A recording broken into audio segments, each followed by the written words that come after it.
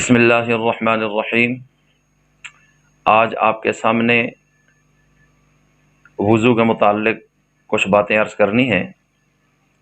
اللہ تعالیٰ نے ہم سب کو عبادت کے لیے پیدا فرمایا، اور عبادت کئی طرح کی ہے۔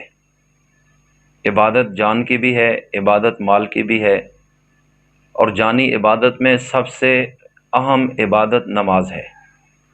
جب انسان مسلمان ہوتا ہے تو سب سے پہلے اس پر جو فرض لاگو ہوتا ہے اس کو نماز کہا جاتا ہے۔ نماز اللہ تعالیٰ کے دربار میں عاجزی کے ساتھ حاضری ہے، اور عبادت کا ایک خاص طریقہ ہے جس میں انسان اللہ تعالیٰ کے سامنے تواضع اور عاجزی اختیار کرتا ہے۔ لیکن اللہ تعالیٰ کا دربار بہت بڑی ذات کا دربار ہے، اس لیے وہاں کسی بھی صورت میں پلید اور ناپاک شخص کو حاضر ہونے کی اجازت نہیں۔ اس کے لیے لازم کیا ہے کہ پاک ہو کر آؤ، اور پاک ہونے کو عربی زبان میں طہارت کہا جاتا ہے۔ تو جب بندہ اللہ کی بارگاہ میں حاضر ہونے کے لیے آتا ہے تو اس کو بڑے ادب کا خیال رکھنا پڑتا ہے۔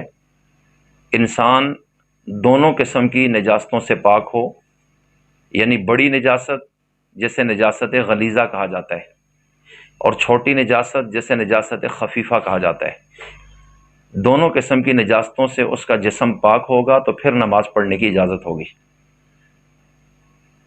چھوٹی ناپاکی وضو کے ساتھ دور ہو جاتی ہے، اور بڑی ناپاکی غسل کے ساتھ دور ہوتی ہے۔ شریعت اسلامیہ نے وضو کا طریقہ بھی بتایا اور غسل کا طریقہ بھی بتایا۔ جب ہم اس کے مطابق چلیں گے تو تب ہی ہم پاک ہو سکیں گے۔ تو آج ہم اس نشست میں مختصر طور پر وضو کا ذکر کرتے ہیں۔ وضو ایک ایسی عبادت ہے کہ جس کی وجہ سے اللہ تعالیٰ انسان کے گناہ معاف کرتا ہے۔ جن جن اعضاء کو وضو میں دھویا جاتا ہے، جب انسان دھوتا ہے تو پانی کے قطروں کے ساتھ ان اعضاء سے کیے گئے گناہ انسان کے گر جاتے ہیں، اور وضو کرنے والے لوگ قیامت کے دن بہت دور سے نورانی چہروں کے ساتھ پہچانے جائیں گے۔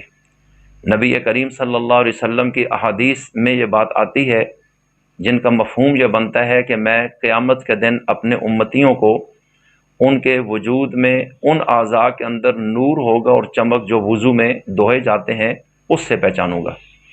اس لیے یہ امت محمدیہ کا خاصہ ہے۔ تو وضو کو کرنا کیسے ہے، اس چیز کو سیکھنے کی ضرورت ہے۔ تو ہمارا یہ یوٹیوب چینل دراصل معلومات اور سیکھنے سکھانے ہی کا ایک سلسلہ ہے۔ تو اس کے ذریعے آپ ہمارے ساتھ جڑ کر مستقل طور پر علم دین حاصل کر سکتے ہیں، اور کمنٹس میں بھی آپ ہمیں آگاہ کریں جو پوچھنا چاہتے ہیں تاکہ ہم آپ کی تشفی کر سکیں۔ اور اگلی بات یہ عرض کرنا چاہتا ہوں کہ کچھ چیزیں فرض ہوتی ہیں، اگر ان میں سے کوئی ایک فرض بھی رہ جائے تو اس چیز کا وجود ختم ہو جاتا ہے۔ مثلا وضو ہے، کچھ کام اس میں اللہ نے فرض کیے ہیں، ان میں سے ایک بھی رہ گیا تو وضو نہیں ہوگا۔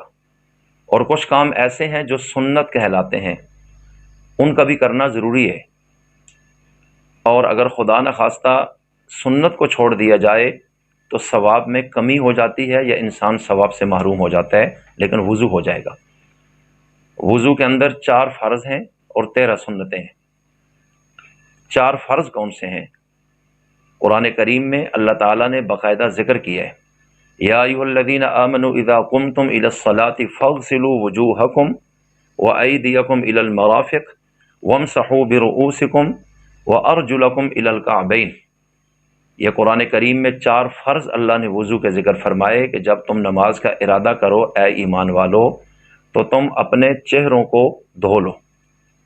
اب یہ پہلا فرض ہے، پیشانی کے بالوں سے ٹھوڑی کے نیچے تک، اور ایک کان کی لو سے دوسرے کان کی لو تک پورے کا پورا چہرہ دھونا، کہ ایک بال کے برابر بھی جگہ خشک نہ رہے، یہ فرض ہے۔